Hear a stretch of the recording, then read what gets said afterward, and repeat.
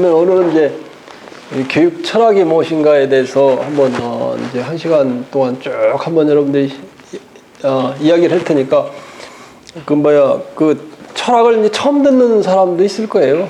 처음 듣는 사람도 있고 이제 2학년 학생들은 교육과정상 이 과목이 교육 철학이 이제 올해 빠지는 거 아니냐, 뭐 이제 올해는 들어가죠. 내년부터 빠지는 거 아니냐 이런 이제 제도적인 변동이 있을 텐데 그거는 이제 시간이 되는 대로 보고 어떻든 교육 철학이나 교육사 이 부분이 전체 교육학을 진행해 나가는데 기초가 된다는 사실이에요. 기초가 모든 학문이 연결되어 있기 때문에 그 연결되는 내용들을 잘 여러분이 어떻게 연결되는가 이걸 주로 알아야 되겠지.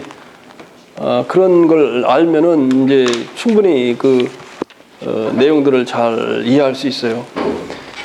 교육사, 교육 철학, 그 다음에 한국 교육사, 서양 교육사, 한국 교육사, 교육 철학 이렇게 나오죠, 그죠? 사실은 서양 교육사를 먼저 하고 한국 교육사를 하고 그다음에 교육 철학을 해야 되는데 여러분이 가장 어렵다는 게 교육 철학이니까 교육 철학을 먼저 하고 서양 교육사하고 한국 교육사하고 이렇게 진행을 해서 나갈게요.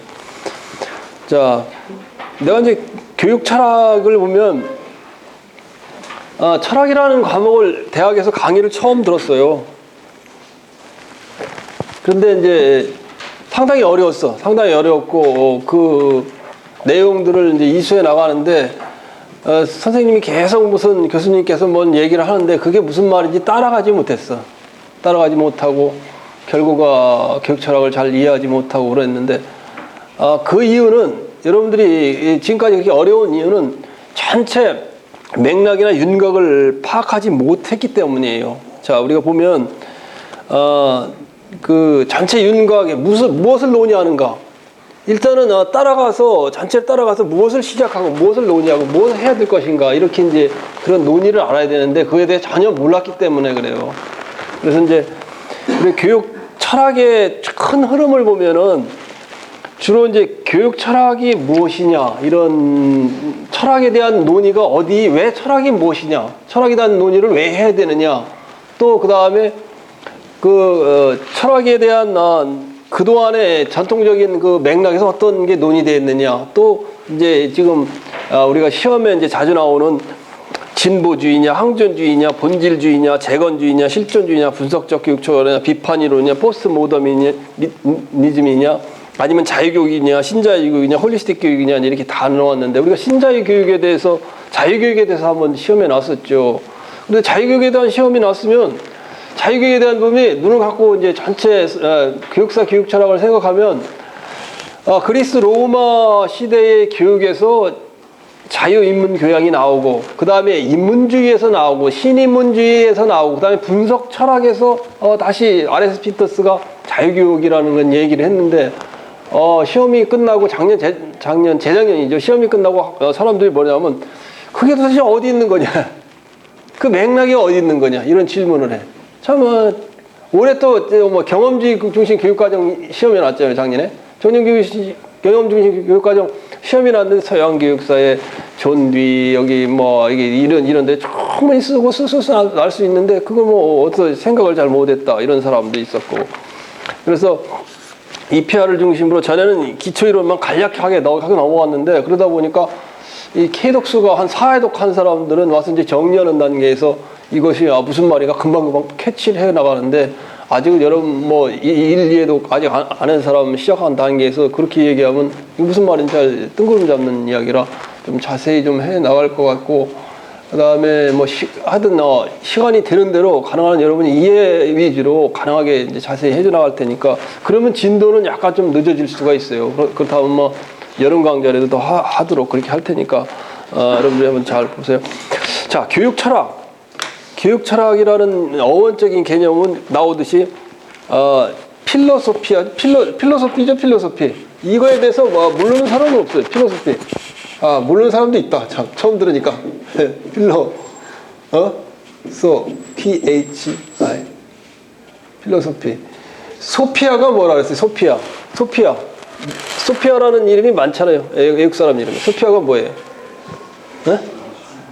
뭐예요? 그래, 소피아가 지혜죠, 지혜. 소피아라는 이름이 체코스라밖에 하는 사람이 많잖아. 소피아. 유스피아. 소피아. 그래서 지혜라는 말이고, 필로라는 말은 뭐예요? 필로라는 말은 뭐예요? 사랑하다는 말이죠. 사랑하다는 말이죠. 지혜를 사랑하다는 말이 이제 철학이라는 말이에요. 철학.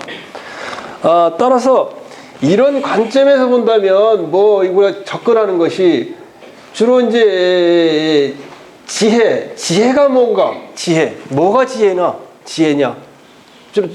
지혜가 무엇인가를 알려면 어때요? 뭘 골똘히 생각하고 사고하는 내용이죠.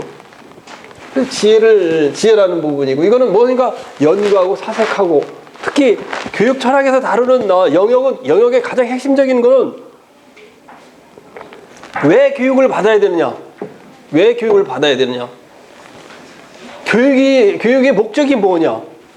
무엇을 왜 교육을 해야 되느냐? 이런데 주로 이제 왜냐하면 어떤 견해를 가지느냐, 무엇을 견해를 가지느냐에 따라 그 실천하는 방법은 다 달라져요.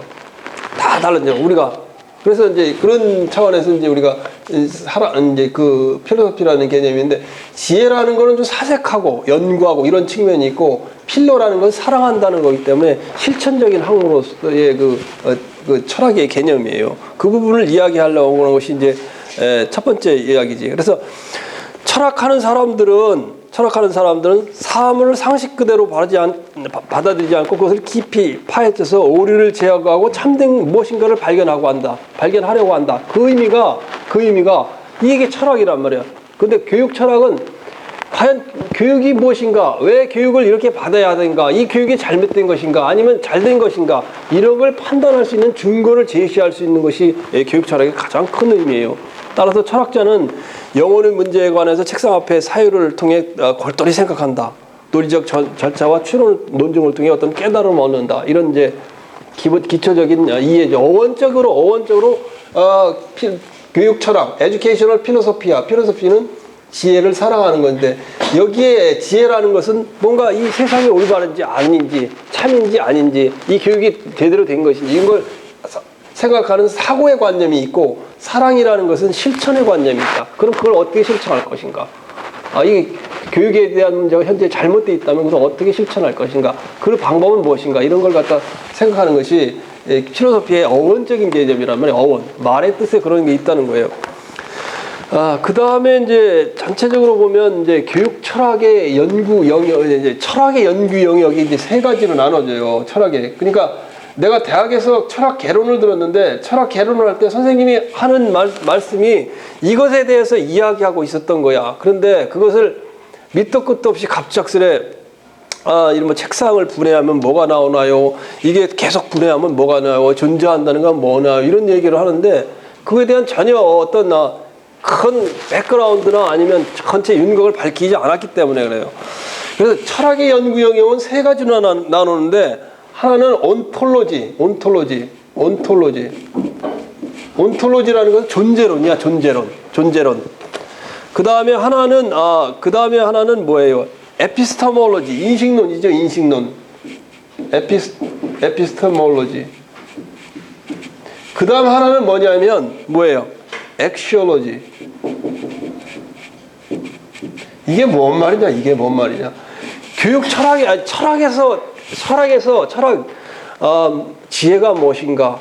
이걸 우리가 생각해 볼 때, 철학에서 보는 연구의 영역이야. 이런 걸 연구의 대상으로 한다는 거예요, 철학에는.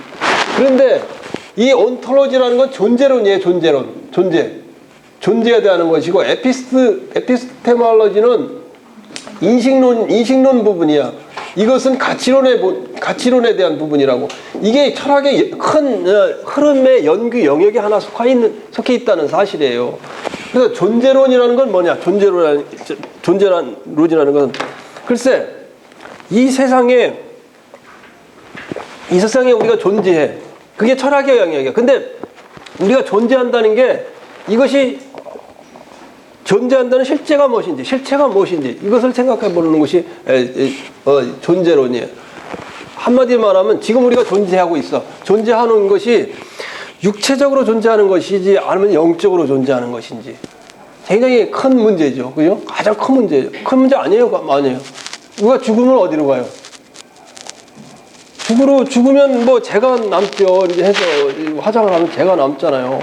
근데 우리가 존재했다는 것이 뭔지 이 세상에서 없어져 버리는데 그것이 이 정신과 영이 스피리트가 남는 것인지 현재 존재한다는 것이 아니면 육신이 존재하는 것인지 모든 게 존재의 실체냐 말이야. 존재의 실체는. 왜냐하면 육신이 존재의 실체라고 이야기한다면 어때요? 지금 이게 어때요? 육신이 죽어버리면 그다음 뭐냐 말이야. 정신이 실체한 건가? 아니 모르는 영역이에요. 이 존재론이 그게. 그 다음에 인식론이라는 것은 안다는 것은 무엇인가요? 안다는 것이. 우리가 참으로 안다는 것이 뭔지, 우리가 알고 있다는 것이 뭔지, 이게 인식론에 대한 부분이에요. 첫째, 우리가 아는 것이 변하지 않는 절대적인 것인지, 변하지 않는 정대적이야. 오늘 안 사실은 아주 절대적이에요. 그런 것인지, 또 하나는 상대적인 것인지, 우리가 안다는 것이 항상 변화한다는 것인지, 어떤 것을 추구하느냐에 따라 달라져요. 만약에 보세요. 우리의 존재하는 것이 영원히 실제로 존재하는 존재론이 영원이라고 본다면은 우리가 가르쳐야 될 것이 항구불변한 영원한 것을 가르쳐야 된다는 그런 교육의 그 방향이 흘러간다고. 영원한 불변하지 않는 걸 가르쳐야 된다는 그것에 초점을 둔다고. 인식론에서도 마찬가지예요. 무엇이 안다는 것이 무엇인가 이렇게 질문했을 때 안다는 것이 지식이라는 것이 상대적으로 변하지 않는다면 어때요? 그 변하지 않는 것만 뽑아서 가르치면 될 거 아니야. 그래 안 해? 그래요. 변하지 않는다면. 그런데 지식이라는 것이 변하고 인간이 계속해서 새로운 경험을 통해서 새로운 것을 받아들이고 새로운 걸 형성해 나간다면 어때요? 그때는 뭔가 변하잖아. 변하기 때문에 이 경험을 통해서 어때요? 경험을 통해서 그걸 계속해서 변하는 지식을 아무리 가르치면 변한다면 그 오늘 배운 게 내일은 소용이 없잖아. 그렇다고 한다면 뭔가 그 원리를 가르쳐주고 그것을 갖다 새로운 지식이 나오는 것에 대한 대비를 해주고 그런 교육을 가르쳐야 되겠지. 그러니까 인식론을 무엇으로 가지느냐에 따라 교육에 대한 입장이 전혀 달라진다고. 우리가 교육에 대해서 무슨 지금 논의하고 있는 학교 폭력의 문제, 무슨 문제 이런 문제가 어떤 관점을 가지느냐에 따라 다 달라질 수 있다면 이게 철학의 연구형이야. 왜에 대한 부분이 철학의 연구형이에요. 그 다음에 가치론이라는 건 뭐냐면 아름답다는 건 무엇인지, 좋다는 것은 무엇인 것인지, 아름답다는 것은 무엇인 것인지, 옳을 바른 것은 무엇인 건지, 이런 것에 대한 부분이 가치론이에요. 우리가 어떤 가치론을 주장하느냐에 따라 교육은 전혀 다른 방향으로 흘러가. 어떤 게 좋은 것이냐, 어떤 게 가치 있는 것이냐, 이거에 따라 전혀 다른 방향으로 흘러간다. 그래서 교육 철학이 여러분 논의에서 중요한 것은 이런 것이 있기 때문에요. 이게 철학의 일반 영역이야. 근데 교수님이 내가 대학에 다닐 때 생각했던 게 그런 것 같아. 이 존재론에 대해서 이야기를 했던 것 같아. 존재론에 대해서. 근데 책상을 계속 분해해보자. 분해해보자. 책상을 분해하면 뭐가 남냐 이거. 나무 조각을 하고 톱밥을 계속 자르고 그걸 갖다 불에 태우고 뭐 해서 해보니까 결국 뭐 탄소하고 이산화탄소 나오는데 그게 존재하는 거냐? 그게 실체냐 말이야. 무엇이 실체냐? 존재라는 게. 마찬가지로 한번 생각을 해봅시다. 예를 들면 이런 예를 들으면 가장 좋은 것 같아. 예를 들면 사과나무가 아주 사과나무에 가을에 보면 사과나무가 무슨 사과가 맛있어요? 무슨 종류의 사과? 사과 부사가 맛있어요? 뭐가 맛있어요? 부사가 달콤하고 맛있어요? 뭐 홍도가 맛있어요? 몰라요? 사과 종류도 몰라요? 사과가 부사가 달콤하고 맛있잖아요. 그럼 홍도가 아름답게 사과나무에 달려 있어요. 달려 있는데 그 사과나무에 그래서 그 홍도를 따갖고 물에다 탁 놓다가 이렇게 꺼내니까 물이 톡톡 떨어져서 어떻게 보여? 신선하게 보이지? 아주 싱싱해. 아름답고 그래서 막 신선한. 그거는 존재하는 거야? 존재하지 않는 거야? 묻는 게. 사과라는 실체가 뭐냐 말이야. 사과라는 실체를 계속 분해하고 씨하고 씨를 분해하면 뭐가 남냐 말이야. 씨하고 껍질하고 씨하고 과육하고 그것만 남잖아요. 사과의 실체가 뭐냐 말이야. 우리가 뭘 살 실체를 보냐 말이야. 예를 들면 그러면 내가 지금 얘기한 건 우리가 저기 사과나무에 주렁주렁 달려있는 사과 같은 내 얼굴 여러분 23살 이제 나이 가장 아름다운 얼굴이 되잖아요. 그런데 그때 그 아름다움 사과나무에 달려있는 그 아름다움 싱싱한 사과 그거는 뭐냐 말이야. 그건 존재하지 않는 거였어? 그 아름다움은 의미가 없는 거였어? 이거 의미 있는 거 있잖아요. 얼마나 많은 사람들이 그 아름다운 그 순간을 감탄을 하고 존재를 해요. 그 순간 찰나를. 그러니까 존재한다는 게 뭔지, 정신인지, 물질인지, 이러한 데 부분에 대한 논의죠. 이 영역에 대해서 이제 이게 철학의 연구 영역이고, 그러면 교육 철학이라는 건 뭐냐? 교육 철학이라는 건 결국 이제 교육 철학의 개념을 거기 적어놨는데 우리가 일반적으로 어떤 사람이 그 사람은 철학이 분명하다. 철학이 분명해. 임용 1학년 때부터 벌써 철학이 분명해. 그래서 임용 시험 벌써 2학년 때부터 벌써 준비하기 시작했어. 철학이 분명해. 4학년 때면 꼭 가져갈 거야. 어떤 소신, 자기 견해 이런 걸 말할 수도 있죠. 그러나 우리가 교육 철학은 여러 가지 이제 그런 뜻이 있는데 아까 이야기한 대로 이제 지혜를 생각한다면 어떤 철학의 교육 철학이라는 개념은 어떤 탐구하는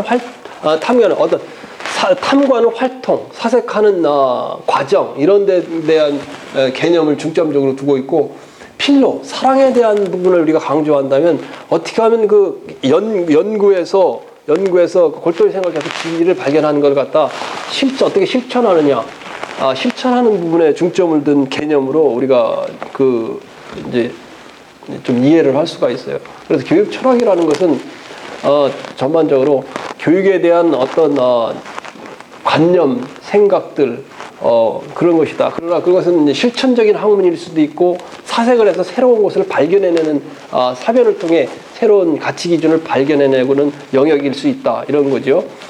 그래서 책에 이제 기초 이해를 돕는 과정에서 교육 과학과 교육 철학이 무엇이냐 이거에 대해서 쭉 나와요. 그래서 그걸 보면은 교육 과학이라는 것은 어떤 사실, 팩트를 탐구하고 기술 설명, 예언, 통제하는 활동인 거죠. 근데 철학은 그것이 아니고 일상적인 의미, 미닝을 분석하고 규범적 의미를 비판하거나 정당화하는 활동이다. 이런 거죠. 임용시험을 교육학을 갖다 논술식으로 지금 현재 보고 있다. 전에는 객관식이었었죠. 그런데 왜 논술식으로 바뀌었냐? 그 이유는 뭐냐? 그게 분명히 이유와 논거와 증거가 있기 때문에 철학이 변경됐기 때문에 시험 제도가 바뀌었단 말이죠. 그죠? 전에는 그냥 암기를 해서 아무런 생산 능력도 없었는데 이제 논술식으로 바뀐 건 어떤 것을 보고 판단하고 종합하고 학생들이 가르치는 능력, 교육에 대한 전반적인 시각 이런 걸 가져야만이 교사로 나가서 전반적으로 이제 학생들에게 잘 교육을 시킬 수 있다. 이런 차원에서 바뀌게 된 거죠. 그 다음에 이제 교육 철학의 기능에 대해서, 교육 철학이 어떤 기능을 하느냐에 대해서 예전에 객관식에서 여러 번 시험에 나섰어요. 그래서 교육 철학의 기능, 철학이라는 게 그럼 어떤 기능을 하느냐? 교육 철학이라는 것이 첫 번째 분석적 기능, 평가적 기능, 사변적 기능, 통합적 기능으로 나눠주는데 첫째, 교육 철학은 골똘히 어떤 내용들을 분석하고 의미를 밝혀봄으로써 뭐를 한다는 거예요? 교육적 언어의 기능을 분명히 밝히고 의미들 사이의 논리적 관계를 명백히 드러내는 이런 과정, 이게 분석하는 과정이죠. 예를 들면 김 교사는 훌륭하다. 우리가 말해요. 김 선생은 훌륭하다. 그 의미가 뭔지, 훌륭하다는 말이 도덕적 기준이 높은 것인지 아니면 잘생긴 것인 건지 아니면 여러 가지 자격증을 많이 갖춘 것인지 뭔지 모르잖아요. 그죠? 우리가 그렇게 얘기한다면 뭘 모르잖아요. 그걸 분석해내가지고 인간관인지 세계관인지 사회관인지 학교관인지 가치관인지 아니면 지식관인지 아동관인지 교사관인지 뭐가 훌륭하다는 건지.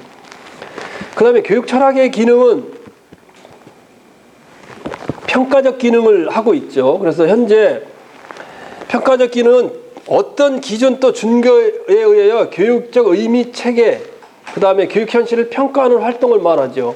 교육 철학에서 하는, 교육 철학이 하는 얘기는. 그러니까 중요한 의미죠. 예를 들면, 평가적 기능. 예를 들면 거기 나와 있는 대로 한국 사회에서 교육 기회 균등을 이루어지고 있는가? 한국 사회에서 교육 평등이 이루어지고 있는가? 그걸 평가할 수 있려면 어떻게 해야 돼요? 평가 기준이 있어야 되겠죠.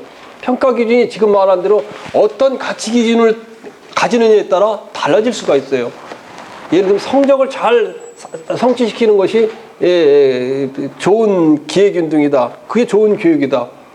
뭐 예를 들면 기회균등을 뭐로 보느냐에 따라. 그 다음에 사변적 기능은 뭐냐면 교육 문제를 해결하기 위한 새로운 가설, 아이디어, 개념을 찾아내는 이론적인 활동이란 말이에요. 사변적 활동, 스페큘러티브 펑션. 어떤 내용들을. 그리고 사변적 기능 안에 들어가 있는 것이 평가 기능에서의 평가 기준을 만드는 것 자체도 사변적 기능에 해당된다는 거예요. 사변적 기능이 그러니까 중요하죠. 어떤 것을 갖다가 우리가 가설이나 아이디어를 찾아내는 거. 예를 들면 학교 폭력이 왜 발생하는지, 왜 어떤 사람은 그럼 사변적 기능, 어떤 사람은 왜 임용시험에 4학년 때 합격을 하는지, 그 이유는 무엇인지. 그건 이유가 있더라. 학교에서 학교 폭력이 이루어지는데 그 이유는 이런 관계에 있더라. 이런 걸 가설을 설정하고 우리가 분석해 보는 거. 그 다음에는 이제 통합적 기능이 있어요. 통합적 기능은 하나의 현상이나 과정을 전체로서 파악하고 여러 부분과 지원을 통합하여 이해하려는 행위다. 이런 것이 우리가 통합적인 행위를 하고 있다. 그런데 여기까지 이제 우리 교육 철학의 기능을 봤다면 우리가 일반 전통적인 트래디셔널 필로소피 이론의 그 정통적인 철학 부분에서 여러 가지 그 분류하는 기준이 다양해요. 학자들에 따라 다양하게 나누는데 여기는 내가 다른 어느 학자 프래그머티즘이 아니고 어느 학자인지 내가 잊어버렸는데 그 학자가 분류한 것을 따라서 세 가지로 크게 나눴어요.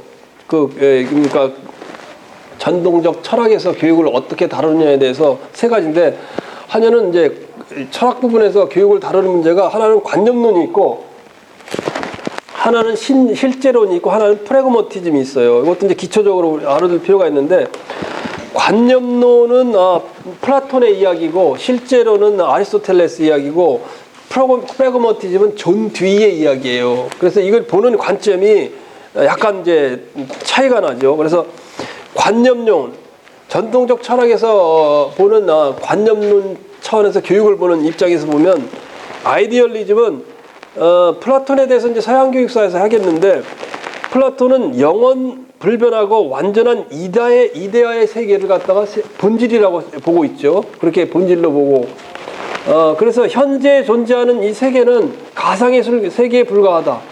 어둠의 동굴과 같다고 본다. 따라서 교육이란 현실적인 감각 세계의 허상만 지각할 수 있는 인간으로 하여금 초현실적인 이성의 세계, 이데아의 세계를 인식할 수 있도록 마음의 눈을 뜨게 해주는 것이다. 이렇게 만약에 이데아론에서 관념론에서 가정한다면 교육이라는 것이 달라지겠죠. 교육의 역할은 학습자의 정신에 이미 정체해 있는 이데아를 상기시키는 것. 교사는 학생들로 하여금 그들의 정신을 각성시키는 것. 플라톤이 이데아론에서 이야기한 얘기는 이미 우리가 영혼의 세계, 이데아의 세계, 이상의 세계에서 이미 모든 것을 다 알고 있었다는 거예요. 다 알고 있었는데, 다 알고 있다가 이제 어떻게 이 세상에 태어나게 됐는데 그 이전의 세계에 이미 세상의 지식을 다 알고 있었대. 그럼 이미 다 알고 있었으니까 어떻게 해야 돼요? 그렇다고 한다면. 근데 망각 속에서 잊어버려서 이제 성장하면서 모르는 거야. 그러면 어떻게 해야 돼? 그 망각 속에 있는 걸 일깨워주면 되는 거 아니야? 그렇죠? 그런 역할을 해줘야 된다는 게 플라톤의 입장이에요. 이데아 관념론의 입장. 그 다음에 이제 큰 철학의 개념에서 실제론의 입장은 아리스토텔레스인데, 아리스토텔레스는 건 플라톤의 제자지만 뭐예요? 우리가 믿고 있는 것은 실제하는 것, 실제 세계, 피 안에 정지해 있는 존재가 아니라 사물에 내재해 있는 사물의 동적인 힘을 구성하는 거. 이게 실제라는 거예요. 실제가. 그래서 이제 서양 교육사에서 이야기했지만 아리스토텔레스는 실제론의 대가죠. 실제론의 대가죠. 또 그가 주장한 가장 큰 교육적인 것이 이제 형상과 진료 문제죠. 형상과 진료 문제죠. 그래서 형상과 진료는 뭐냐면 아리스토텔레스의 교육 방법론의 이제 형상과 진료는 뭐냐면 우리 인간이 하나는 이제 형상이 있고 형상, 하나는 이제 진료가 있어. 진료. 진료의 세계에서 형상의 세계로 이렇게 나아가는 거. 그러니까 그것이 이제 여기 이제 설명해 놓은 대로 진료는 아직 완전히 실현되지 못한 가능태이다. 가능태. 진료는. 그 다음에 반면에 형상은 진료를 통해 실현되는 현실태라는 거예요. 그래서 우리가 이제 콩나물을 비유를 한다면 콩의 입장에서는 어때요? 콩나물은 어때? 이게 진료라면 콩이 물을 주면 뭐가 돼요? 콩나물이 되죠. 그런데 그럼 이게 진료, 이게 메터라면 그 다음 형성되는 형성은 뭐냐면 뭐예요? 형상은 콩나물이죠. 그런데 콩나물이 되는 것이 최종의 목적이냐 이 질문을 제기해요. 콩나물이 크면 뭐가 돼요? 다시 콩나무는 아니지. 콩나무라고 불러요? 콩줄기라 그랬지. 콩줄기가 성장해서 되지. 콩줄기가 최종 형상의 목적이라면 이걸 갖다 형상으로 본다면 다시 콩나물은 진료가 될 수 있겠지. 이게 무슨 얘기냐? 우리 개별 인간이 이 자기 진료의 상태에서 형상의 상태로 계속 나아가는 것이다. 여러분이 이제 현재 초등학교 다니고 중학교 다닐 때는 뭔지 몰랐다가 이제 대학에 지금 와 있어. 대학에서 다시 자기가 실현하려는 것이 뭐 교사라면 교사를 향해 나아가는 과정이다. 그 얘기는 이거는 가능태. 이거는 현실태라는 거예요. 현실태. 따라서 가능태의 존재는 현실태로 계속 넘어가는 것이다. 그 얘기는 인간의 교육 가능성을 제시해 주는 거죠. 교육 가능성을. 응? 교육 가능성을 제시해 주는 거예요. 실제론에서. 자, 그래서 아리스토텔레스는 교육의 목적을 행복한 삶의 영위에 두고 이를 실현하기 위해 유덕한 삶, 이정적인 삶, 관적인 삶이 있다. 이거에 대해서 서양 교육사 몇 페이지에 나오면 자세히 나와. 이따 이제 우리가 할 텐데, 아리스토텔레스의 내용에 대해서 몇 페이지에 나와요. 응? 이게 서로 다 막 이상하게 생각하지 말고 지금 이야기하는 게 서로 막 내가 이야기하면 연결이 돼야 돼요. 50페이지에 나오잖아요. 50페이지에. 가능태로서의 인간 51페이지, 52페이지, 53페이지 나오죠. 그래서 한번 여러분 읽어보라는 건 그런 의미예요. 그 다음에 이제 전통적 철학에서 프래그마티즘이 있어요. 프래그마티즘이 가장 이제 퍼스나 존 듀이에 의해 구체화된 것이 프래그마티즘이죠. 프래그마티즘이 그럼 뭐냐? 하나는 실제하는 것에 형상으로 나타나는 실제에 대해서 관심이 돼 있고, 하나는 이데아의 세계, 영원 불변한 세계에 관심이 있다면 프래그마티즘은 도대체 그게 실제하는지 존재하는지 안 하는 것은 경험을 통해서 봐야만 한다는 거예요. 그래서 이게 상당히 도구주의라는 말을 쓰는데, 여기 보면은 이 세상에서 영원 불변하는 것은 없고 오직 변화만이 실제한다고 보는 입장이에요. 변화한다는 것이 실제한다. 이렇게 되면 모든 가정은, 기존에 있는 과정은 다 깨지게 되죠. 따라서 가치는 상대적이다. 인간은 생물학적이고 사회적인 존재로서 인간 행동에 비판적 지성의 가치가 발동되어야 된다. 자, 여기서부터가 중요해. 관념은 실험적인 가설의 도구이다. 관념이라는 건 뭔지 몰라. 관념이라는 것은 하나의 도구에 불과하지 그것은 어떤 우리가 증빙을 할 수 없는 거야. 처음에 무엇인지 모르지만 사과일까 우리 관점적으로 저 사과일까 아닐까 이렇게 생각을 해보는데 그렇게 해서는 안 되고 그걸 사과인가 뭔가를 알려면 존 듀이의 입장은 그걸 갖다가 잘라보고 잘라보니까 사과 즙이 나오더라. 이게 입을 대보니까 이게 사과 맛이다. 이렇게 경험을 통해서 알 수 있다는 거예요. 실험적 가설로서의 관념은 상황을 개조하기 위한 도구가 되어야 된다. 가설이나 이런 거 소용은 없다. 그것이 어떤 철학이라는 이런 것이 실제적으로 인간에게 프래그마티즘 자체가 인간의 생활에 도움이 돼야 된다는 도구주의 입장이죠. 또 지식은 일상생활에 도움을 주는 도구일 때 가치가 있다. 생활의 변화를 가져오지 못한다면 그 자체로서 추구하는 지식은 아무 의미가 없다. 도구로서 지식은 끊임없이 변화하고 진화한다. 지식이 변화하고 진화한다. 이렇게 생각하면 어때요? 고기 잡는 법을 가르쳐줘야 되죠. 고기를 잡아주면 아무 소용이 없대요. 고기 잡는 법이 계속 바뀌니까 이런 상황에서 이렇게 바뀌어야 되고. 그다음에 우리의 헛된 노력을 버리고 생활에 유용성 있는 더 나은 지식을 추구하게 한다. 실제론 관념론 이런 거 논의하지 말고 그 가치는 결국 인간 생활에 도움이 되느냐 안 되느냐 또 어떤 진리를 안다는 것 자체가 경험해보고 맛봐야 된다. 이런 차원에서 본다면 교육에 대한 것이 이제 달라질 수가 있죠. 우리가 경험을 통한 성장 이런 것에 대한 우리가 논리적인 틀이 생기게 되겠죠. 그래서 이러한 철학적 사고를 우리가 교육 철학의 진보주의로 나타내게 되겠죠. 그래서 이제 교육 철학의 이게 기초죠. 지금까지 이야기한 것은 교육 철학의 연구 영역이 뭐냐, 철학의 개념이 뭐냐, 그 다음에 철학이 어떤 기능을 하냐. 전통적 철학의 영역에서 교육은 관념론, 그 다음에 실제론, 그 다음에 실용주의, 프래그마티즘 이것이 있다.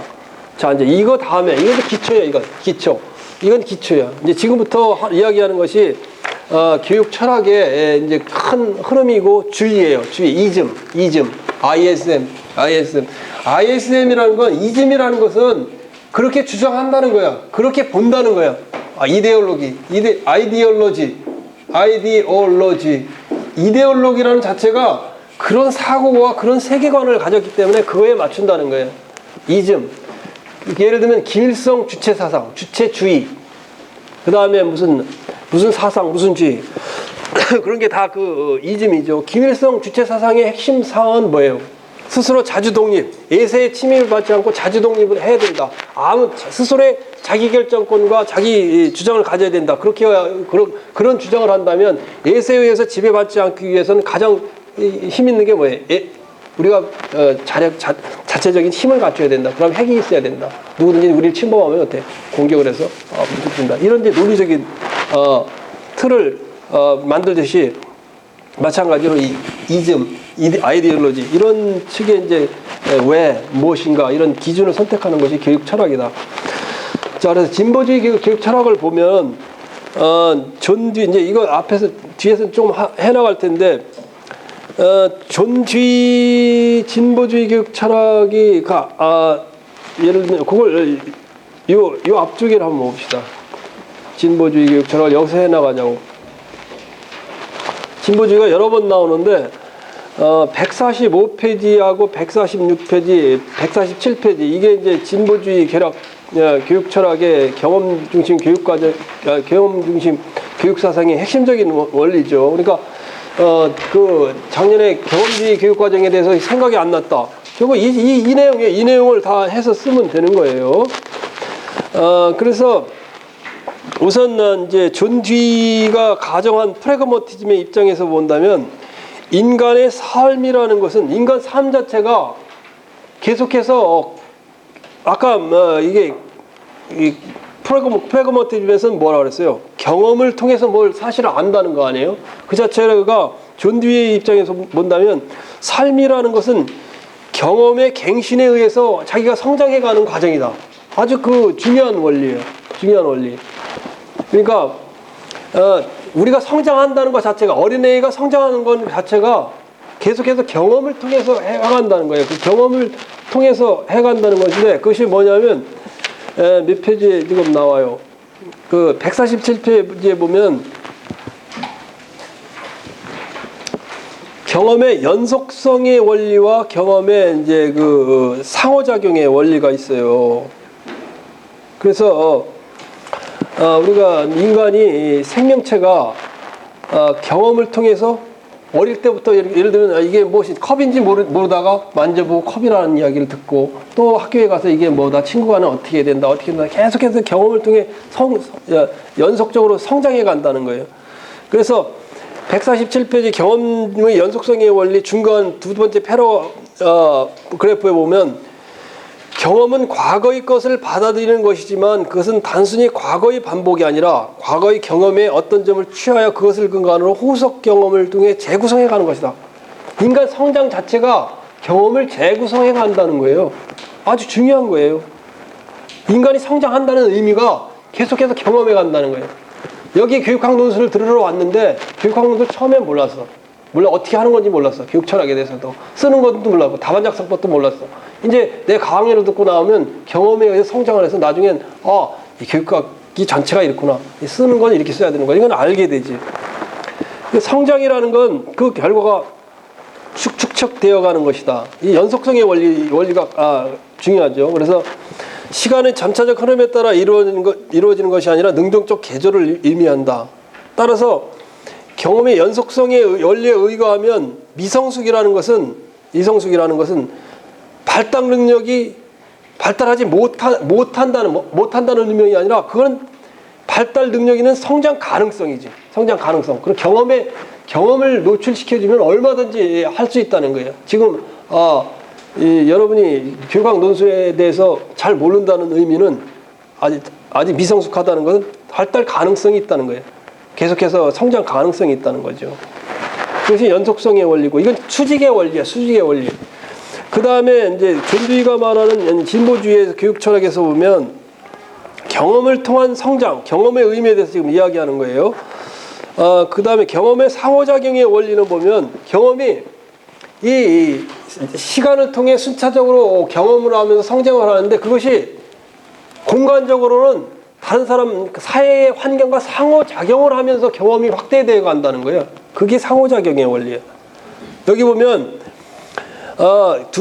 존 듀이는 두 번째 줄을 보면 듀이는 경험은 언제나 개인과 그의 환경 조건과 사이에 일어나는 상호 거래에 의해 성립된다고 한다. 그래서 인간이 이 세상에 살아있다고 하는 것은 구체적으로 연속적인 장면 속에서 살아있다는 것이다. 경험은 인간이 환경과의 상호작용에서 성립하는 것이고 인간의 삶이 지속한다는 것은 인간 생활 장면 속에서 시츄에이션 연속적인 상호작용을 통해서 계속 해간다는 의미예요.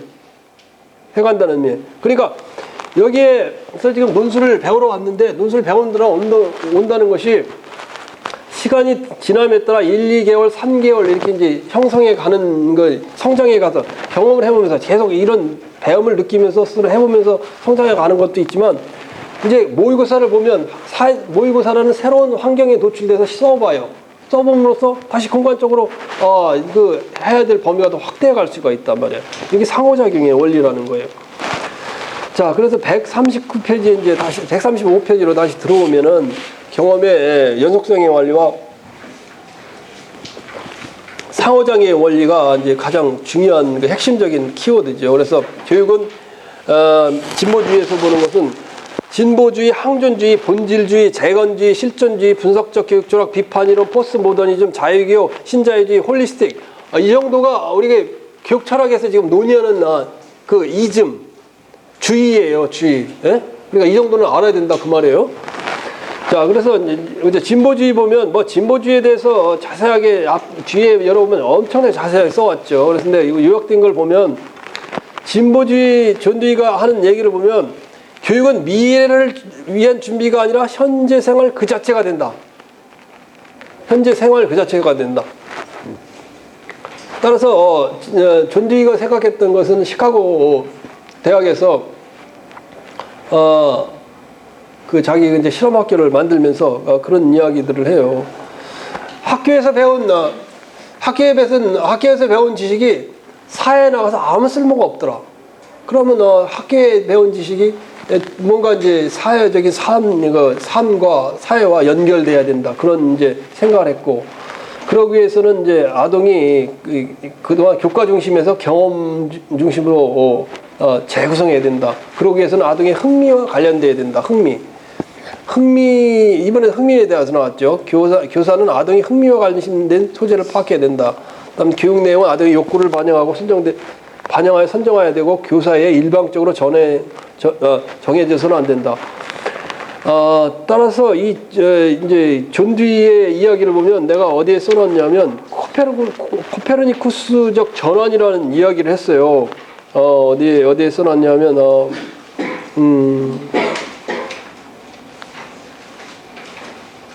그렇지. 145페이지에 보시면 145페이지에는 아동 중심의 교육이라는 두 번째 단원이 있죠. 아동 중심의 교육이라는 두 번째 목차가 있죠. 거기에 보면 종래의 교과 중심에서 이제 경험 중심으로 프래그마티즘에서 넘어왔잖아요. 종래의 교육은 아동에 대한 수동적 이해, 기계적인 집단화, 학일적인 교육 과정과 교육 방법 등에서 볼 때 그 중력의 중심이 아동 밖에 있었다. 아동 밖에. 가르치는 핵심이 아동 밖에 있었다고. 그래서 진보주의로 넘어오면서 어떤 게 발생했냐. 근데 새로운 미래는 뭐냐면 새로운 미래의 교육은 그 중심이 아동에 위치해야 된다. 그 둘레의 다양한 교육 활동이 지속된다. 이건 뭐냐. 지금 주의가 말한 대로 지금 우리 교육이 도래하고 있는 변혁은 아동 중심으로 중력의 중심 이동이다. 이것은 코페르니쿠스에 의해 천체 중심이 지구에서 태양으로 옮겨졌을 때와 같은 변혁이고 혁명이다. 이걸 이야기했다고. 아동 중심으로 교과 중심에서 아동 중심으로 완전히 바뀌는 새로운 혁명이죠. 이제는 교사 중심이 그런 관점이 그렇게 본다면 교사는 아동의 성장을 돕는 조력자, 조언자, 안내자, 아동이 흥미로 나오는 자발적인 활동, 구성적 활동, 놀이, 그다음에 이런 관점에서 여러분이 이해하고 해야 되겠죠. 그러니까 어떤 것을 갖다 논술에서 예우려고 하지 말고 그것이 전체 맥락에서 어떻게 흘러가는가 이걸 알아야 되겠죠. 그래서 이제 우리가 프래그마티즘 이걸 이렇게 전체 윤곽을 한번 쭉 보고서 또 나가도록 하지. 이제 전체 계율을 한번 보고 너무 하나만 나가면 진도가 너무 늦어지니까. 그래서 진보주의에선 135페이지를 다시 넘어오면 그 중에는 이제 흥미가 중심이 되죠. 아동이 흥미를 중심으로 이제 내용들을 구성해야 된다는 거. 아동 중심이다 이런 게 되죠. 그다음에 진보주의의 이제 중요한 것 중 하나는 존 듀이가 생각했던 이제 내가 대학원에서 데모크래시 앤드 에듀케이션이라는 책이 있어요. 상당히 어려운 책이야. 그 내용이 이제 결국 이제 우리가 대학원에서 바이블이 되는데 그러면 어떤 인간형을 길러낼 것이냐 이런 것에 대해서 어떤 내용들을 그러면 가르쳐야 될 것이냐 이런 내용에 대해서 존 듀이가 상당히 고민을 해요. 고민을 하다가 그러면 우리가 처한 새로운 이데올로기와 새로운 사회는 민주주의 사회다. 그 민주주의 사회에 적합한 사람으로 길러야 된다. 이렇게 해서 이제 결국 아동을 민주주의 사회를 성장시키기 위해서 민주주의 사회인으로 성장시키기 위해서 민주주의를 가르쳐야 된다. 따라서 학교 생활 자체가 사회생활이 돼야 된다. 학교 생활은 그 자체가 민주적으로 위장되고 민주주의를 깊게 이야기하고 이를 경험하게도 실천할 수 있는 공간이어야 된다. 민주적 사회의 공동체를 내면하는 곳이어야 되는데 왜? 학교와 사회를 연결시키려는 그런 주장을 하게 되죠. 그래서 이런 것도 상당히 중요한 주장 중에 하나죠. 자, 그다음에 이제 진보주의에 대응해서 이제 항존주의 교육 철학이 나오죠. 항공주의 교육 철학이 허친스가죠. 허친스가 이제 보면은 제일 첫 번째는 허친스는 이제 사실은 대학의 직원으로 들어갔어요. 재간에 대학의 직원으로 했는데 대학에서 시카고 대학인가? 대학에서 직원으로 있다가 다시 그냥 학위를 받아가지고 그 대학 교수를 채용되고 그 교수가 돼서 다시 이제 대학의 총장까지 맡은 대단한 사람인데 진보주의의 교육 철학이 있는 이게 풍만하다 보니까 이 사람이 그에 대한 반기를 일으켰죠. 첫째, 과연 무엇을 가르쳐야 되느냐 문제가 이제 피레니얼리즘, 항전주의에 대한 부분이죠. 허친스는 물질주의에 사로잡히고 절대적인 진리와 가치를 상실한 현대 문명에서 다시 건강한 사회로 만드는 것은 결국 영원 불변한 진리와 가치를 복귀하는 데 있다. 이런 관점이죠. 그래서 교육은 결국은 시대와 사회와 관계없이 자유교양 교육을 통해 이성을 개발하고 인간다운 삶을 여기하게 하는 데 있다. 자유교양 교육, 자유교육이라는 맥락이 지덕체, 조화로운 발달. 시험에 났잖아요. 지덕체, 조화로운 발달. 그래서 과학주의, 세속주의, 물질주의 성격을 띤 진보주의, 본질주의 교육 사상을 배격하고 반과학주의, 반세속주의, 정신주의를 갖다가 견지하게 되죠. 에 대한 내용도 진행하면서 앞에 아마 그 논술 문제로 자세히 나온 걸로 알고 있는데 앞에 있나? 항전주의 허친스 있네. 허친스 그럼 일단 개요만 보고 나중에 그거 넘어가면서 자세히 한번 그걸 한번 살펴봅시다. 그렇게 해가지고 그래서 그러면 변하지 않는 영원성이 뭐냐? 그거 거기서는 인간의 이성이다, 인간성이다, 휴메너티다. 이런 것은 변하지 않는다. 따라서 그런 걸 어디에서 배워야 되느냐? 문학, 철학, 역사, 과학 이런 데서 배워야 되지 않냐? 거기에 담겨진 메시지, 사랑, 자유, 평화 이런 그 다음에 이러한 내용들은 인류 역사상 영원히 변하지 않는 내용이지 않느냐? 그런 차원에서 이제 우리가 100개의 그 문학을 선정해서 읽게 하고 그런 게 하고 했었죠. 그래서 이제 항전주의 교육 철학은 결국 오랫동안 인류의 문화에서 성취된 변하지 않는 그 진리들, 영원성 이런 걸 중시하는 것이 항전주의 교육 철학이다 그 말이에요. 그다음에 항공주의 그 진보주의 교육 철학에 대해서 약간 더 이제 반기를 또 들었던 것이 같은 맥락에서 본질주의 교육 철학이 있는데 본질주의 교육 철학은 베글리 등이 이제 주장을 했었죠. 그래서 기본적으로 본질적 여러 가지 많이 가르치지 말고 인류가 축적해놓은 문화적 전통 중에서 가장 본질적이고 중핵적인 것을 선정해서 교사 중심으로 학문적 훈련을 이루게 해야 된다. 이런 것이 본질주의예요. 항전주의의 이제 경험주의 진보주의의 단점이 있죠. 아동 중심을 하고 아동이 흥미를 하다 보니까 뭐 기초 지식이 잘 가르쳐지겠어요? 자기 흥미가 있고 자기 좋아하는 것만 하다 보니까 그러면 또 뭐냐? 기초 학력이 부족하다. 그럼 어떻게 했냐? 본질적인 거 다 본질적으로 뽑아서 가르치려면 어떻게 해야 돼? 학생 중심이어야 되겠어? 교사 중심이어야 되겠어요? 교사 중심이어야 된다고. 본질적인 기본적으로 교사 중심이죠. 그래서 본질주의에서 학생이 가르쳐야 할 내용은 항전주의처럼 영원 불변한 것이 아니라 영원 불변한 것을 항전주의에서 가르쳐야 된다는데 본질주의에서는 이전 세대로부터 전수받은 본질적인 문화유산이야. 문화유산 중에 본질적인 거여야 된다는 거죠. 교과의 조직은 아동의 흥미에 따라 조직될 것이 아니라 인식론에서 중요시하는 논리성에 따라 조직돼야 된다. 교과 중심 교육과정이다. 또한 진보주의에서 얘기하는 문제 해결 학습, 그다음에 활동 중심 해결 학습이 아니라 강의식, 주입식 이런 것이 중심이 된다. 거기 보면 진보주의처럼 학습자들이 흥미에 따라 노력하는 것이 아니라 노력하다 보면 흥미가 생긴다. 완전히 반대 입장이죠. 흥미에 따라 가르치는 게 아니야. 그게 아니라 뭐 노력하다 보면 흥미가 생긴다. 관점이 달라지잖아요. 그 다음에 이제 우리가 이제 진보주의, 항전주의, 본질주의, 4대주의가 재건주의가 나와요. 재건주의가 나오는데 내가 교육사 교육 철학을 여러분들 학원 책이고 뭐 이렇게 쭉 한번 봐봤는데 도대체가 교과서고 뭐고 제대로 이해해서 쓰는 사람이 없어. 그걸 보고 여러분들이 공부한다는 게 참 어려운 거야. 내가 지금 어쩌면 한심한 거지. 쓰는 사람도 이해도 못하고 읽는 사람도 이해도 못하고 자, 여기를 한번 보세요. 재건주의에 대해서 내가 잘 써놨어요. 이거 재건주의를 하는 브라멜드의 논문을 따라서 써놓은 거예요. 자, EPR이 그래서 잘 돼 있어요. 자, 재건주의가 지향하는 사회는 모든 인류가 행복하고 평화롭고 자유롭게 그리고 인간의 품위를 유지하기 위한 세계적인 민주사회의 건설이다. 지금 보면은 진보주의, 항전주의, 본질주의는 과거에 중점을 두고 있다면 이 재건주의는 미래에 시점을 두고 있어요.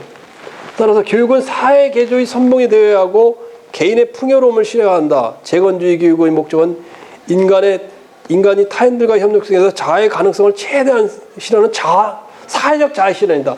자기 실현을 하되 그것을 사회에서 실현하자. 이게 사회적 자아 실현이죠. 그래서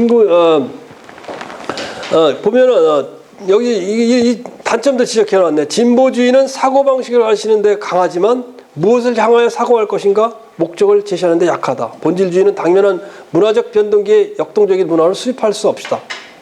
본질적인 건 가르치다 보니까. 항정주의는 또 과거로 역사 시기를 되돌리려는 점에서 위험하다. 따라서 이런 비판을 바탕으로 재건주의는 인류 문화의 재건. 따라서 인류 문화를 재건하기 위해서는 교육 방법은 학습자의 흥미, 의사소통, 참여, 집단적인 협동적인 방법이 중시된다. 이런 거죠.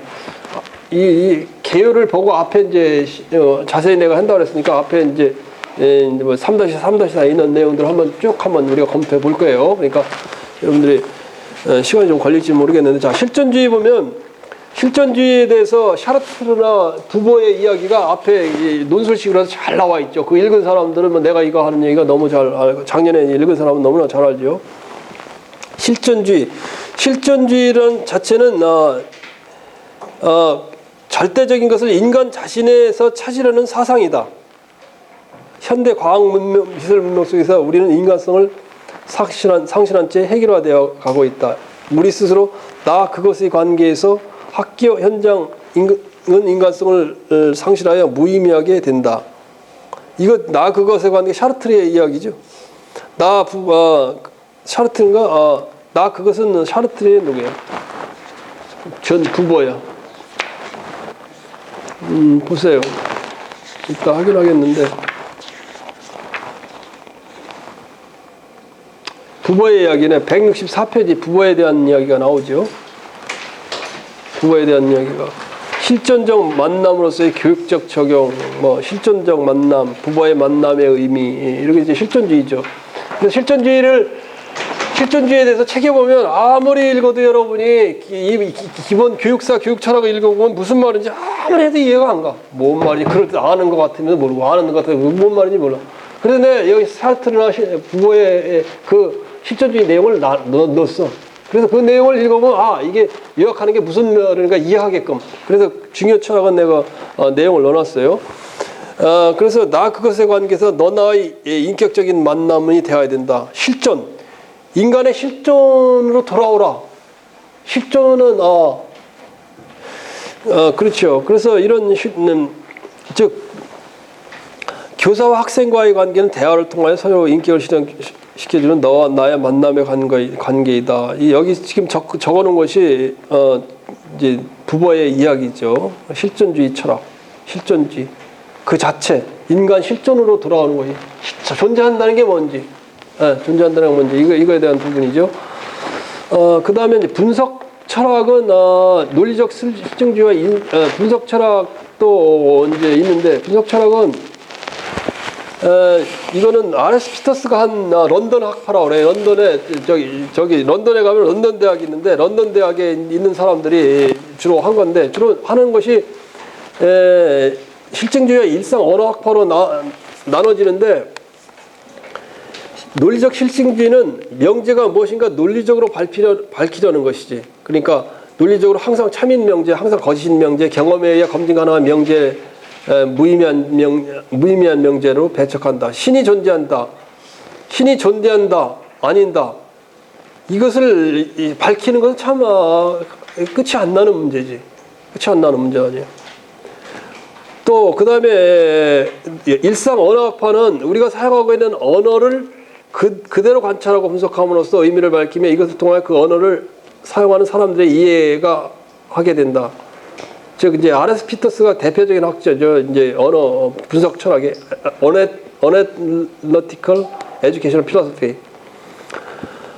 그래서 아레스 피터스는 이제 교육이라는 게 뭐냐, 분석적 교육 철학이 뭐냐, 그거 의미하는지 궁극적으로 그 언어의 의미가 뭔지를 밝히는 거죠. 아레스 피터스가 한 얘기가 뭐냐면 교육이 뭔지, 교육이라는 게 뭐냐는 이야기야. 앞에 부분에서 이제 우리가 설명을 다시 할 텐데 그런 부분이 분석적 교육 철학이에요. 그래서 교육은 기본적으로 규범적 증거와 그 다음에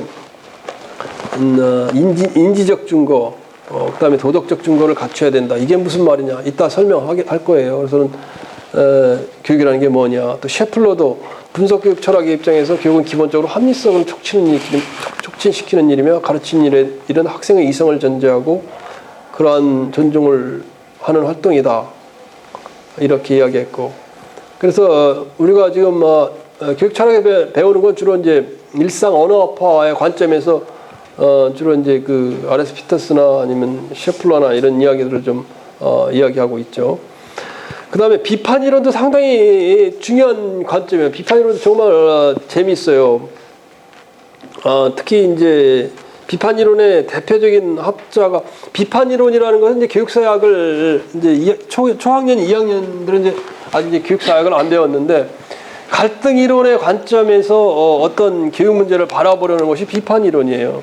비판 이론의 갈등 이론의 관점에서. 프레리의 그 논문을 읽고서 내가 이 논문을 대학원 나오고 석사학위 논문인데 프레리 논문을 무려 그걸 해서 4번인가 하도 재밌어서 그걸 4번인가 이렇게 내 논문 이런 내가 이야기하는 논문이 다 그 보면 그 뒤에 있어요. 일단 이제 다시 자세히 이제 그 내가 무슨 내용을 감명을 받았는가 다음 시간에 이제 설명을 해주겠는데, 예를 들면 프레리가 보면 173페이지 보면 정수경의 파울로 프레리의 교육사상 이화여자대학교 교육대학원 석사학위 논문이네. 173페이지.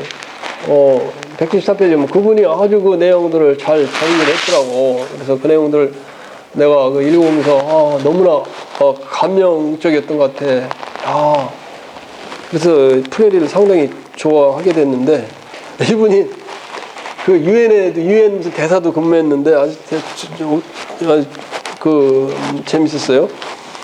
그래서 프레리는 주로 이제 이 세상을 압제자와 피압제자의 모순적인 관계로 보고 피압제자의 빈과나 현상을 타파하기 위해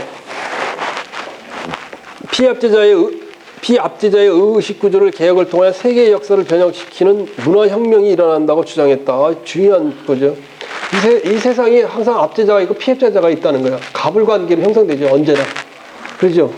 근데 이걸 해결해야 되는데 그 해결하는 것이 압제자가 의뢰 관계에 있는 사람들이 그 자체가 자기가 압제를 당하고 있다는 걸 인식하지 못하는데, 그래서 문제가 생긴다는 거예요. 제3세계, 페루나 이런 데에는 그냥 가난해도 좋아. 지금 그러니까 다른 얘기 내가 가능하면 다른 예를 들다 보면 시간이 넘어가서 안 하려고 하는데, 인도에 가면 카스트 제도가 있잖아요. 카스트 제도가 있는데 거기에 지금 크샤트리아, 브라만, 제일 있는 데가 밑에 이제 거기 바이샤, 수드라, 그 다음에 뭐지? 수드라가 제일 아래 기구인가요? 뭐야? 내 아래 기구 책이 뭐예요? 수드라인가요? 수드라는 같은 경우 계속해서 지금도 수드라 계급은 뭐냐면 계속 발로 빨래만 하고 살아, 평생을. 근데 그걸 당연시 얘기해. 이게 압제자. 그래서 프레리는 그러면 이런 거를 어떻게 교육을 시켜야 되느냐 했더니 결국 이게 은행저축식 교육으로 안 된다는 거예요. 비판의식을 가르쳐줘야 되는데 비판의식을 느껴줘가고 자기가 압제당하고 있다는 것을 먼저 알고 그걸 통해 진실을 알아야 그 다음 문제가 되기지. 그러기 위해서는 교육 방법은 대화다, 문제제기식 교육이 돼야 된다. 아주 중요한, 이게 시험에 객관식으로 했을 때 나왔는데 이게 무슨 의미인지 사람들 아는 사람이 별로 없어요. 그렇지만 상당히 의미 있는 거예요. 이따가 다시 한번 쭉 볼게요. 인간의 삶의 현상으로서 대화를 가능해 해줄 것은 말이다. 진정한 말이란 침묵 속에 실존한 것이 아니라 행동과 성취할 속에서 세계를 변혁하시는 거다. 말이라는 건 실천이다. 실천한다는 게 프락시스야. 프락시스, 프랙티스. 말을 한다는 것은 실천을 통한다. 프랙티스, 우리가 실천한다 그러죠. 프락시스라는 말을 쓰는데, 진정한 말은 어느 한 개인이 누려야 할 특권이 아니라 모든 인간의 부여할 권리이다. 이것이 이제 그러니까 포스트 모더니즘이죠. 포스트 모더니즘의 비판 이론이죠. 그런 주의가 있고, 그 하나하나에 대해서 각자에 대해서 앞에 나오니까 그걸 우리가 보면서 다음 시간에 쭉 한번 다시 볼 거예요. 자, 포스트 모더니즘이 뭐냐? 포스트 모더니즘은 결국 포스트 아니야, 포스트. 후에. 포스트 모더니즘.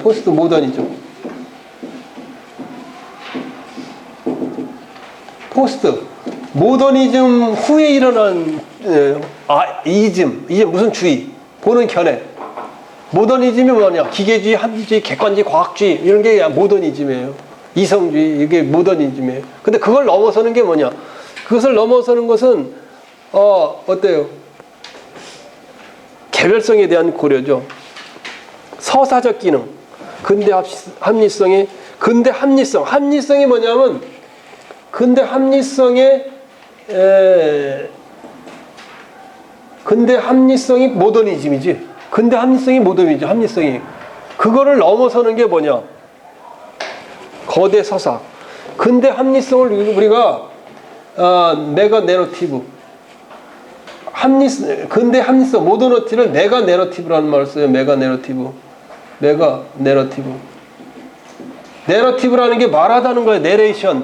내러티브가 말하다는 것이요. 메가 내러티브라는 말을 써요. 근데 그것을 거대 서사적 기능을 비판하고 다양한 가능성과 차이를 주목하는 것이 모더니즘이다. 따라서 모더니즘은 과학, 객관성, 중립성, 학문 분야의 공정성에 더한, 그게 포스트 모더니즘은 과학성, 객관성, 중립성, 학문의 공정성에 더한 정초주의를 불신한다. 파운드멘털리즘. 과학성, 객관성, 중립성, 학문의 공정성이 바로 현대 모더니즘이에요. 현대 모더니즘, 그게 정초주의야. 파운데이셔널리즘. 기초화정할 때 파운데이션 바르잖아요. 그 파운데이셔널리즘, 그 기초주의가 모더니즘이 과학성, 객관성, 중립성, 학문의 공정성이에요. 근데 그런 파운데이셔널리즘을 뭘 한다고? 불신한다. 거부한다는 말이에요. 거부한다. 그리고 개개인을 존중해준다. 따라서 학교 교육 과정은 사람들이 다양한 관심과 가치를 존중할 수 있는 걸 반영하는 것이어야 한다. 따라서 교과의 지식의 성격을 상대적인 관점에서 전반적으로 재검토해야 된다. 여러 가지 내용들을 있는데 이따가 다시 한번 볼 거예요. 그러면 포스트 모더니즘은 다양성, 개인의 존중, 메가 내러티브가 아니라 내러티브라는 말은 이야기하다는 말 아니야. 메가 내러티브는 거대 서사, 합리성을 중심으로 하는 내러티브라는 건 말하다. 개인에게 말해. yes or no. 무엇이 문제인지 얘기해줘. 아니, 오늘 교육받는데, EPR 교육 강론을 받는데 잘 모르겠어. 여기는 뭐를 모르겠어. 다 고려해준다는 거예요. 그런데 그게 이제 내러티브인데, 근데 모더니티 합리성은 그게 아니야. 합리성의 차원에 전체 다 놓고 전체 편견을 해서 강의를 한다는 거예요. 이게 메가 내러티브예요. 객관식 합리적. 그러니까 효율적이지. 그러나 개개인의 귀를 들여서 개별 학습을 시켜주는 것이 바로 우리가 포스트 모더니즘의 입장이다. 자, 자유교육. 지금 얼마나 됐어, 시간이? 거의 됐다고. 하여튼 요 개요는 다 보고 그 다음에 이제 계속 세부 내용을 좀 살펴보는 게 좋겠죠. 자, 자유교육이 재작년에 시험, 여기서 자유교육 시험 본 사람, 자유교육 시험 본 사람. 자, 자유교육 보면, 자유교육이라는 것이 아까 이야기한 대로 이제, 뭐 여러 가지 이야기 있지만, 거기 이제 피터스가 지적한 내용들을 한번 적어놨어요. 자유교육이라는 것은 지식 그 자체를 목적으로 추구하는 교육, 뭐냐면, 자유교육은 과학이든 목공이든 간에 그것이 결과에 어떤 목적을 달성하는가에 상관없이 내재적 가치를 가져야 된다. 내재적 가치, 의미, 내재적 가치를 중시하는 거고, 가장 핵심적인 키워드는 거죠. 자유교육은 지식분화와 전문화에 대비한 일반 교양교육으로서 성격을 갖는다. 따라서 특정 분야의 전문가가 아닌 조화로운 발달을 추구하는 전인교육, 지덕체의 전인교육, 자유교양교육, 전인교육을 목표로 한다는 것. 이게 핵심적인 키워드였었죠. 그 다음에 자유교육은 교회와 같은 관념, 편협한 신념이나 가치를 주입하려는 권위주의 교육에 반대한다. 자유교양교육. 우리가 이성과 감성과 모든 것이 조화로운 발달을, 풍부한 발달을 통해 인간성을 회복하려는 휴머니즘에 기초한 그런 교육. 그것이 자유교육이라고. 그것이 얘기하는, 서양교육사 얘기하는, 아까 이야기하는데, 그리스, 로마의, 아테네 교육을 이야기한 거예요. 아테네 교육, 인문주의 교육, 시민인문주의 교육, 신인문주의 페스탈로치 프레임을 쭉 놓고, 그 다음에 이제 여기 나오는 이제 아레스 피터스의 자유교육의 의미, 이 정도로 연결시킬 수 있다면 그걸 잘 풍부하게 못 쓰지 못했어요. 그러니까 전체를 연결시키는 거 해야지. 자유교육 처음 들어봤어. 그게 어디에 나오는 거지? 그게 어디에 나오는, 눈 감고 생각하면 지금 여러분 서양교육사가 교육 철학을 왔다 갔다 하면서 감안했어요. 얼른 잘 쓸 수 있겠죠. 자, 신자유주의 홀리스틱 교육에 대해서는 신자유주의는 객관식에 나왔었고, 홀리스틱 교육은 최근 거라 이제 좀 알아둘 필요는 있는데, 자, 신자유주의 교육은 근본적으로 기업의 시장 경제 원리를 교육에 도입하여 학업 성과를 높이려는 것이 바로 신자유주의다. 시장 경쟁의 원리, 그것을 교육에 도입하라는 관점, 이게 신자유주의라는 거예요. 신자유주의. 따라서 교육은 소비자와 공급자에게 선택과 자유와 책임성을 줘야 된다. 선택. 학교를 많이 만들어가고 선택하게 만들어주고, 그 다음에 자유를 주고, 책무성을 달성하고, 책무성이 어카운터빌리티 내가 많이 얘기했는데, 교육행정 경영 들 때 교육비를 지불하는 학부모의 요구에 맞게 교육 성과를 달성하는 것이 어카운터빌리티, 책무성이라는 거죠. 어카운터빌리티. 자, 그래서 이런 것이 이제, 그리고 이념하에 교육의 무한 경쟁을 강조하고 공교육의 시장화를 추구하고 있다. 신자유주의 교육은 계약학교, 차터스쿨이 뭐냐? 자율형 사립고 이렇게 적어놨는데, 미국의 차터스쿨이 그래요. 그 교육청하고 계약을 맺어가지고 자율적으로 운영하고 책임지고 그러는 학교가, 그러니까 교육의 공급자를 좀 자유롭게 풀어주는 거지. 그 다음에 학교 선택제, 스쿨 초이스, 비평준화가 뭐예요, 그러면? 비평준화. 시험 보고 가는 거죠. 평준화는 이렇게 추첨으로 가는 거고, 비평준화는 시험 보고 가는 그런 걸 만들어주는 거죠. 그 다음에 바우처 제도, 교육을 받을 수 있는 쿠폰을 저소득층에게 주는 거. 그거는 이제 수요자에게 혜택을 주는 거죠. 예를 들면, 가난한 사람들에게 바우처, 교육받을 권리, 학원 갈 권리를, 바우처를 주면 그걸 가지고 어떻게 해요? 가난한 사람, 학원에 가서 그걸 가지고 강의를 들으니까 수요자의 교육받은 권리를 확대해 주는 거지. 시장 경쟁의 원리에서 공급을 확대시키든가, 수요자의 권리를 확대시키든가, 이런 것이 신자유주의 관념이죠. 교육 공급자와 수요자의 권리를 확대하는 것을 구체화되며, 이는 모든 공교육 시장의 무한 경쟁을 산정하고 있다. 그런데 이런 건 단점이 있다. 물론 교육 상품의 질을 높이려는 것, 학교를 자유롭게 많이 만들고 자율형 사립교를 많이 만들면 교육의 질은 높아지지만, 그러나 교육이라는 수혈성 위주의 비인간의 경쟁을 통하여 교육 상품의 질을 높이려는 데 목적을 두고 있다. 그러나 인간 위주의 과정적 가치를 중시하는 고전적 자유주의 관점에서 볼 때, 고전적 자유주의는 과정적 가치를 더 중요시해요.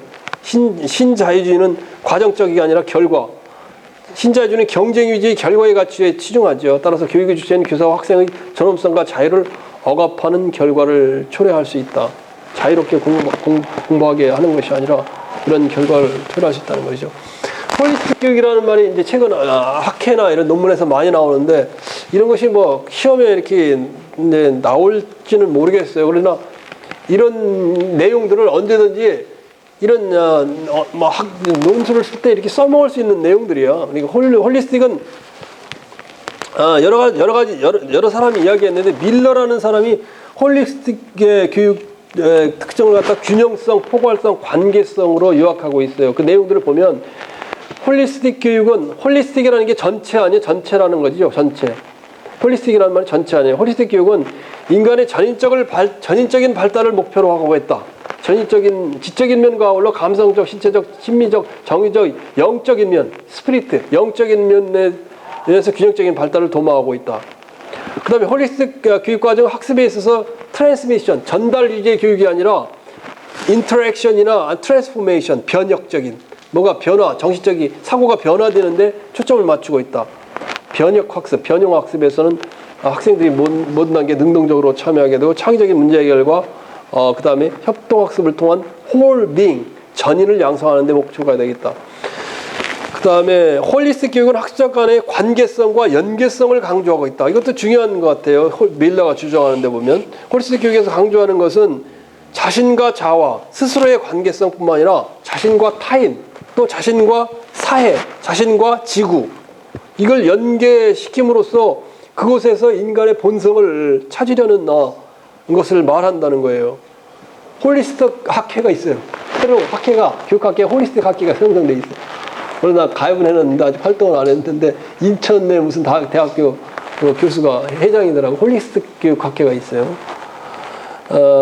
그분들이 내가 논문을 한번 쓸 수 있는데 그분들이 밀러의 세 가지 관점을 가지고 전부 다 논문을 다 써놨더라고.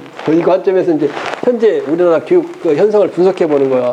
지금 이야기한 대로 과연 전인적인 발달을 하고 있느냐, 트랜스포메이션에 중점을 우리나라 교육이 두어 있느냐, 또는 관계성에 역점을 두고 있느냐, 이렇게 분석을 해보면 우리나라 교육이 개인과 지구와의 연관성을 어떻게 연계하고 있는지 안 하는지 또 설문조사를 통해 확인해 볼 수가 있겠죠. 현장을 통해서 그런 연구를 하고 있더라고요. 그래서 학교에서 교사와 학생, 이른바 어른과 아동으로서 전인적인 홀리스틱 관계를 형성하면서 역동적인 개방적인 관계를 형성한다. 이렇게 이제 적어놨는데, 그래서 이제 쭉 보면은 교육 철학에 대해서 보면은 이제 132페이지에서 쭉 보면 교육 철학의 의의, 연구 영역, 철학의 개념, 철학의 기능, 철학의 전통적인 철학의 관념론, 실제론, 프로그램 같은 진보주의, 항존주의, 본질주의, 재건주의, 실존주의, 분석적 철학, 비판 이론, 포스트모더니즘, 자유교육, 신자유주의, 홀리스틱 교육, 이 정도는 머리에 개념이 딱 잡고 있어야 돼요. 그러면 그 갖고 있는 걸 가지고 이따가 이제 문제를 한번 풀어보겠는데, 어떤 내용들을 분석을 할 때는 이런 관점을 가지고 분석을 하면 문제가 어떤 문제가 나와도 쉽게 풀릴 수 있다는 거예요. 그래서 그렇게 이 전체를 항상 보고 하고 일단 조금은 쉬었다가 내가 교육 철학에 대한 이제 여러 가지 이제 세세한 내용들을 한번 나머지 한 시간은 쭉 한번 무슨 내용인가 전체를 봤으니까 한번 세부적으로 살펴보도록 하도록 할게요.